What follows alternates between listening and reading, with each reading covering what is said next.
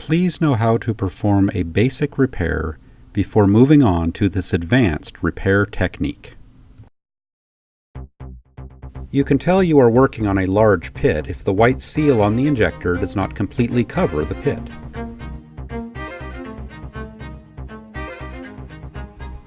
These first steps must be done rather quickly, so have your gear ready to go.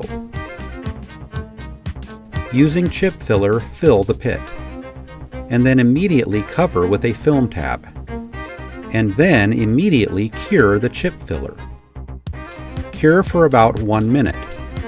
We do these steps fast to help prevent any chip filler from actually entering the damage.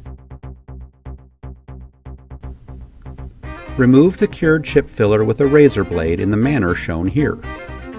Get the drill out and start to drill into the cured chip filler. Only drill until you reach the glass underneath. Drill in a start-stop motion.